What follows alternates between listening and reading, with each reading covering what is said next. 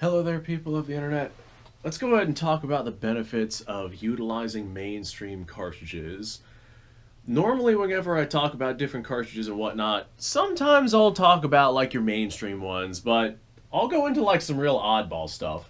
Like actually just today, literally just a few minutes ago before filming this video, I was loading up some Black Powder 303 British for my Lee Metford. I just fixed the extractor on it, and now I'm going to take it out to the range and send some lead through it and see how well it works. Extractor seems to work just fine.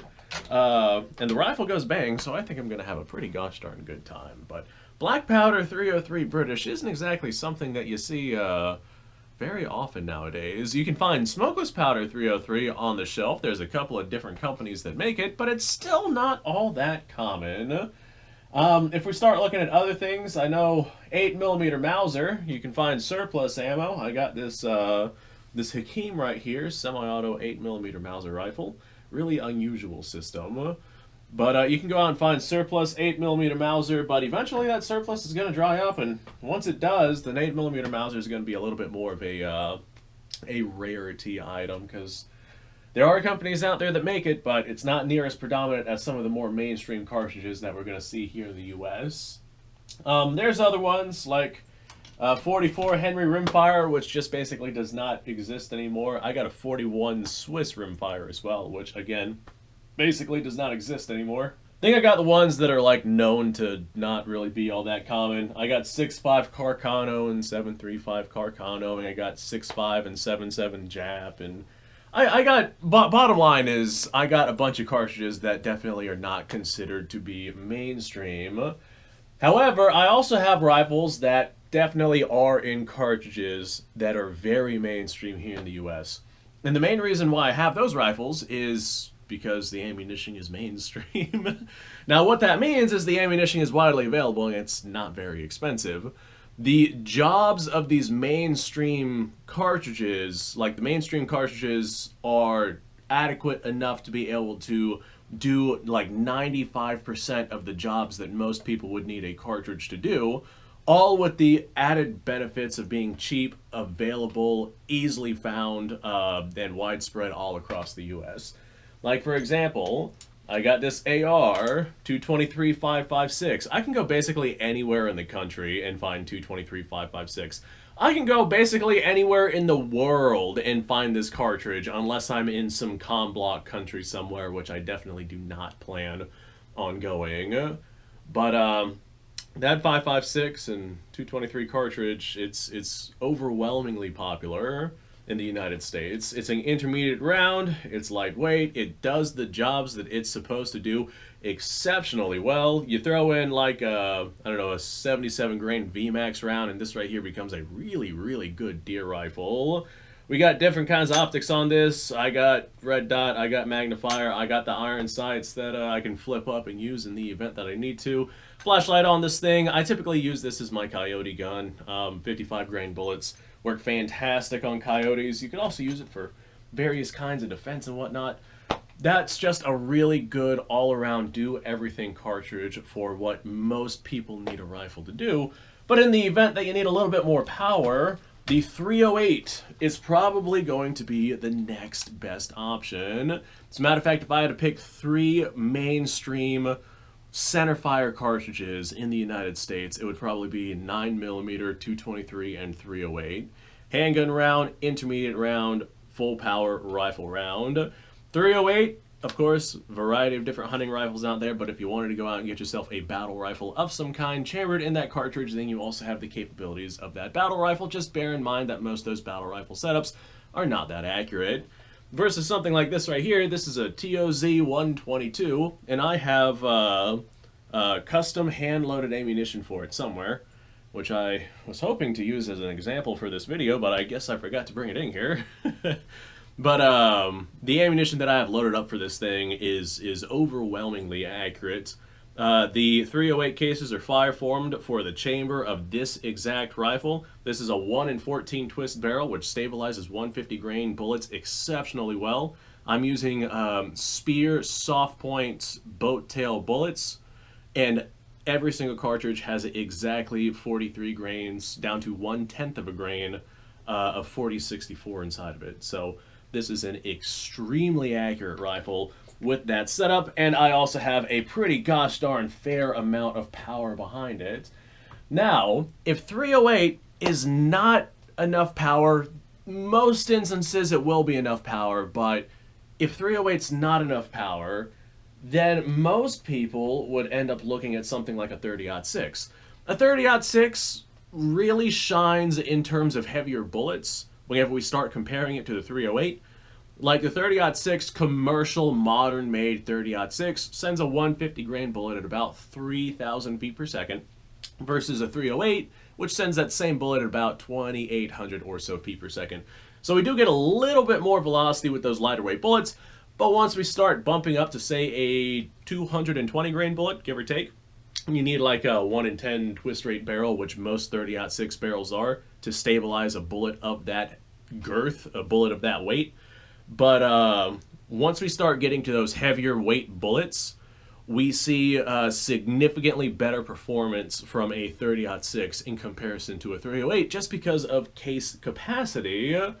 The differences really begin to open up as you start to increase bullet weight. So if you need more power, the 30-06, also an extraordinarily mainstream cartridge that can do a tremendous amount of work, is probably going to be the most go-to sought-after cartridge.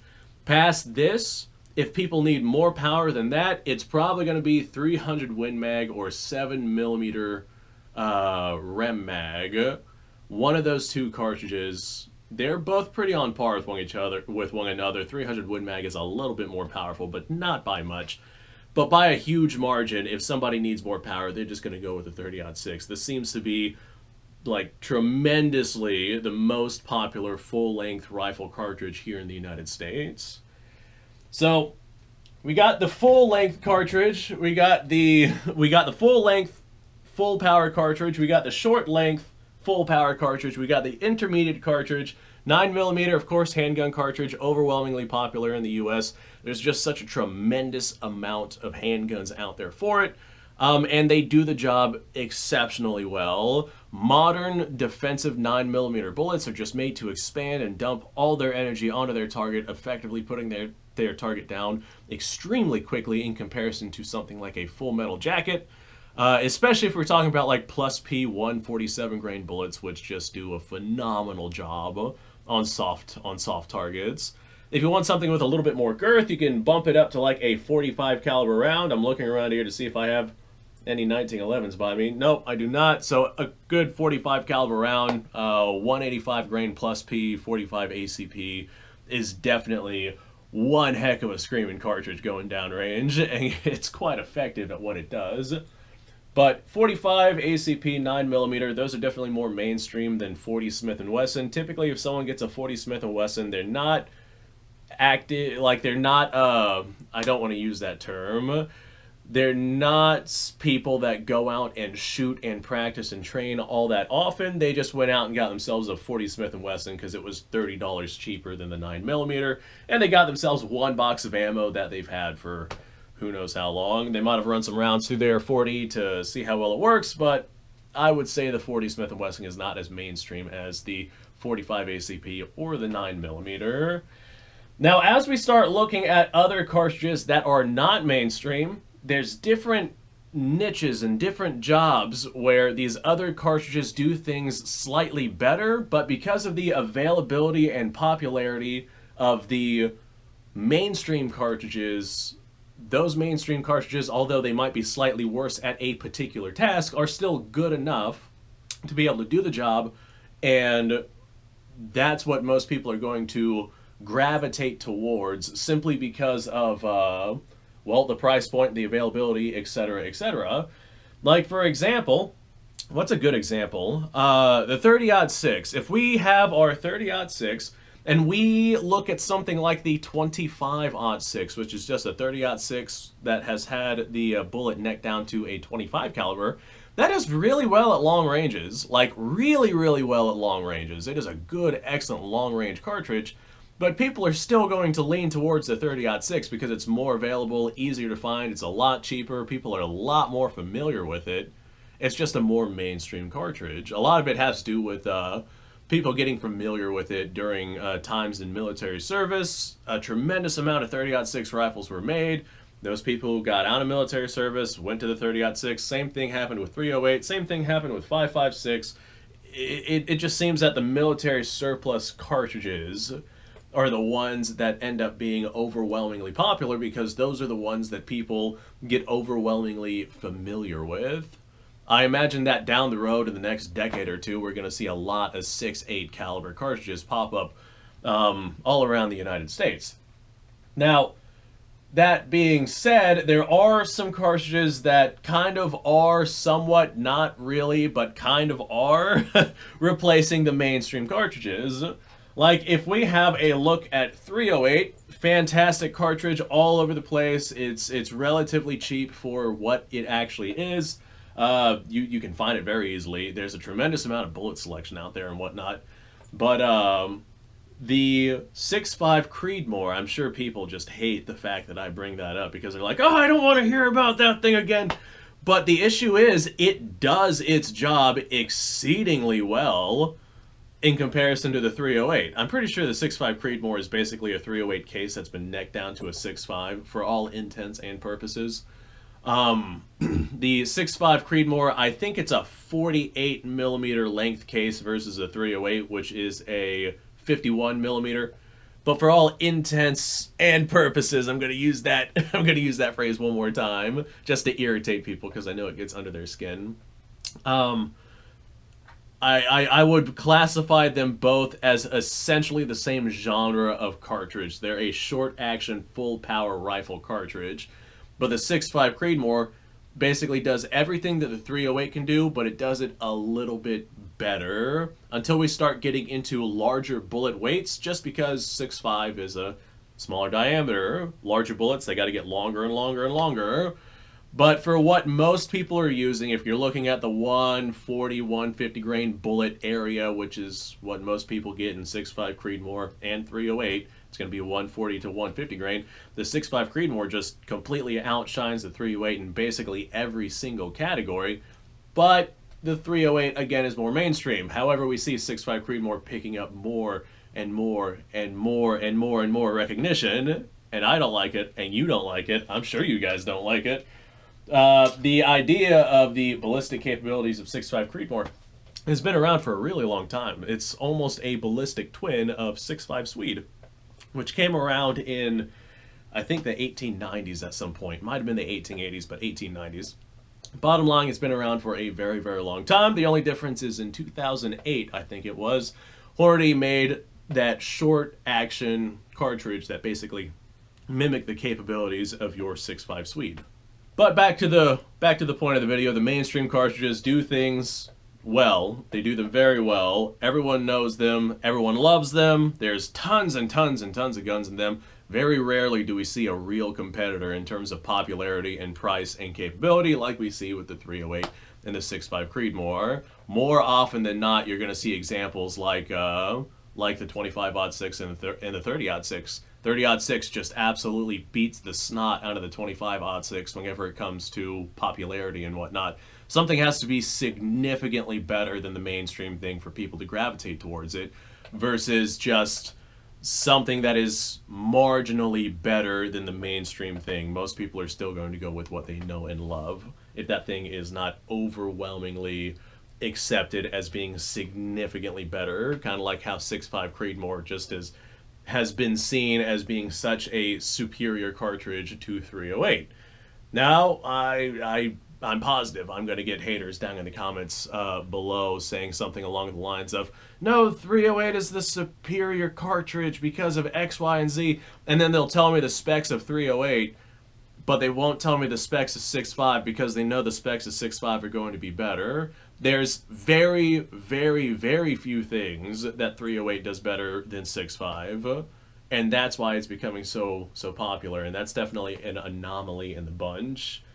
But most people are going to go with a 308, a 30-06, 223, and 9mm. Those right there are the mainstream ones, and they're mainstream for a reason, because they are effective enough.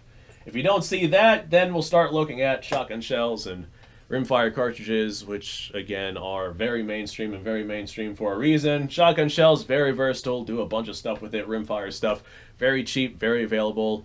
Again, mainstream for a reason.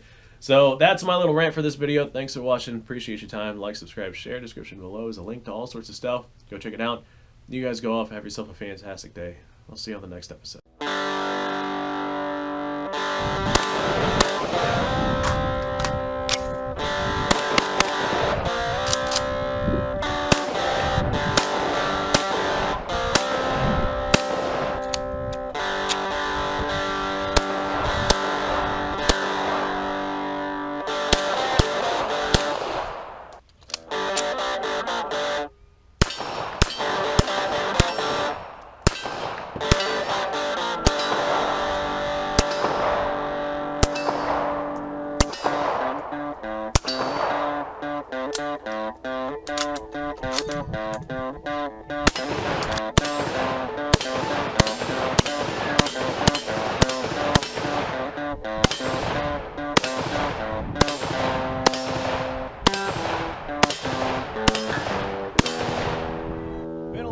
Since I've done this.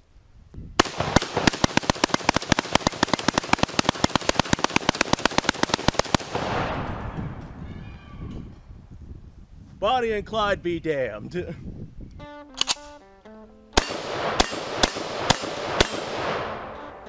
poor man's Garen.